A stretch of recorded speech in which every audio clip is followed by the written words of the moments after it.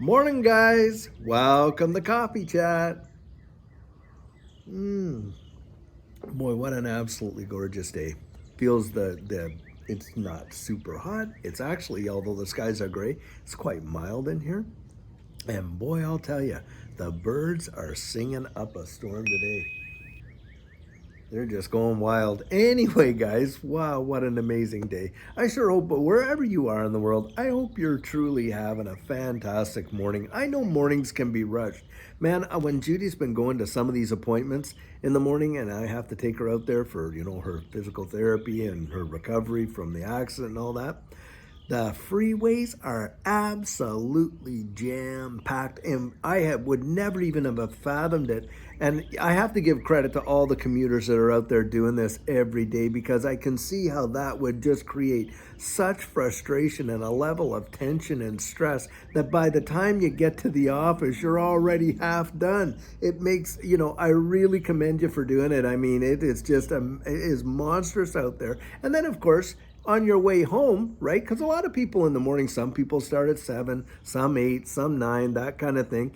And so, you're dealing with different flows of traffic, but most people are off by 4 or 5. And so on the way home, the commute is even far more congested than what it was going in. And, you're spending that extra hour on the road, sometimes even more than that, just to get home from your place of work to make a living. And guys, I'll tell you what, you need to be commended for what you're doing and how you're doing it, being the providers for your families and, just keeping things going the way that you're going. It is just really something to be commended for, because a lot of people, sometimes it feels so thankless, doesn't it? When you go out there and you just work as hard as you do and you try to, kind of make ends meet, but then, you got situations going in the economy that just are working against you. It's insane. I mean, when you think about in this capacity, all this stuff that they're doing, fooling around with the money the way that they have, and causing the rate of inflation just to go absolutely berserk.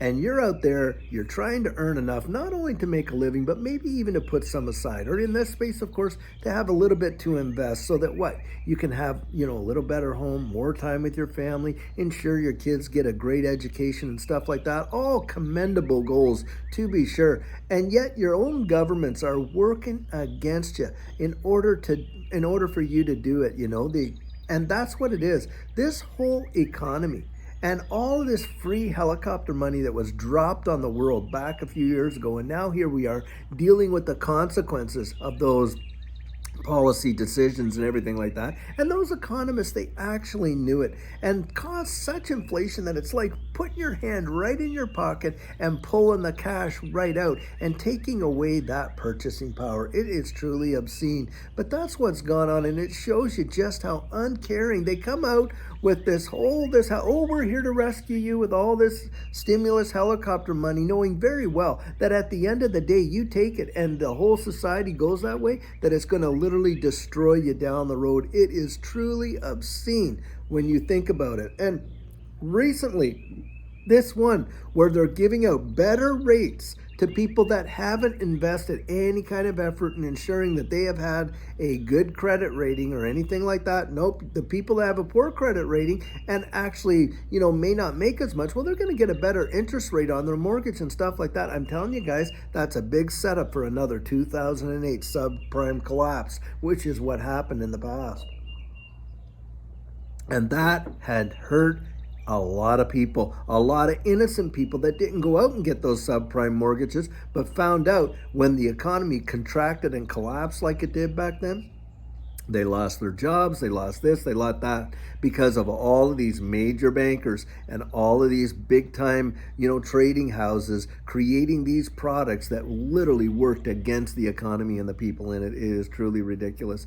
Now, having said that, guys, right now, most of us know we're in a major liquidity crisis and that the US dollar is under major attack, and of course, by the BRICS nations. Well, just the article I read this morning, you got over 19 other states applying to become members of the BRICS nations. And one of those guys, of course, has been Saudi Arabia.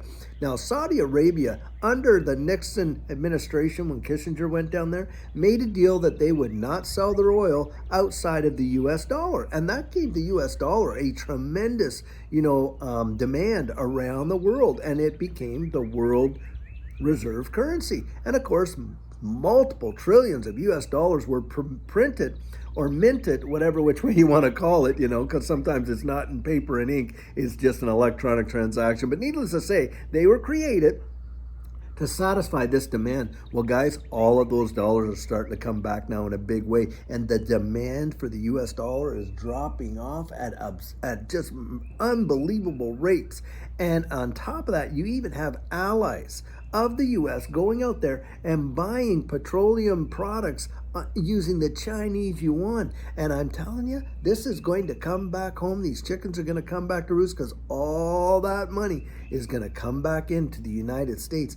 And we are going to see hyperinflation like we've never saw before. And I'm telling you, it is going to be catastrophic. But for those of us who've actually been able to see a little bit further down the road and took some time to go out there and prepare a little bit and prepare our finances a little bit, get into this digital asset space and stuff like that, put a little bit on the side here or there and that, I'm telling you, you're going to thank God for the blessing of knowing about this space way in advance, because when it comes, I'm telling you, the inflated prices of things is going to make what the prices are now look like it's, a 2-for-1 sale down there at Penny's and stuff like that, because it is going to get nasty, unfortunately.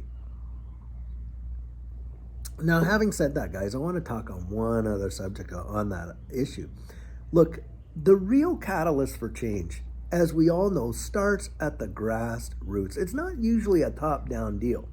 Now, sometimes it's the imposition of stuff top-down, to be sure, but real change has always started at the grassroots. I mean, you think of all the women's suffrage, back when, we wanted to get equal rights for women and getting the right to vote there and all those kinds of things. And then, of course, before that, even the anti-slavery movement and things like that. And then, having all of their equality rights in the 1960s and when you had the great leaders like Martin Luther King and people like that really championed some major, major righteous causes, to be sure. Well, all grassroots. Guys, grassroots movement starts with us.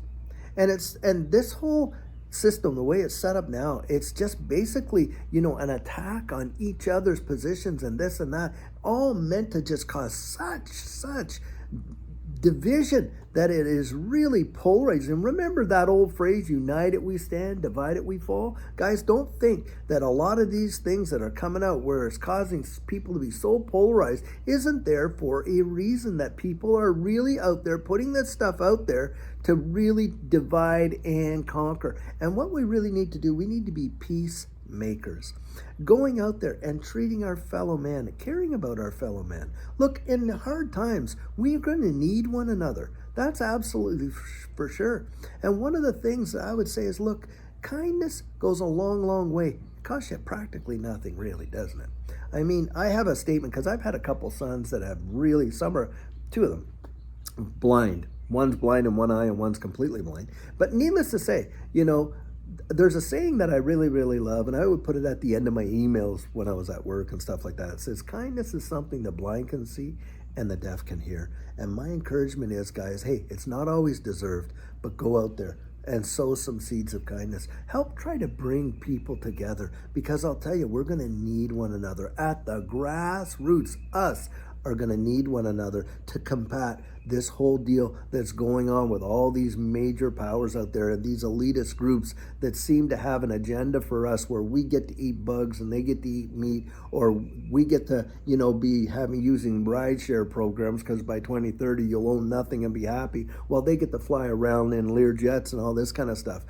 Guys, we need to be out there sowing those seeds of kindness. And I'll tell you what, if you have an opportunity, even if it is undeserved, a soft answer turns away wrath. Think about that. It has to start somewhere. Sometimes you just have to bear the offense and go out and do the opposite. and bless those that curse you and do good to those that hate you and literally pray for those that despitefully use you. And I know that that's not easy.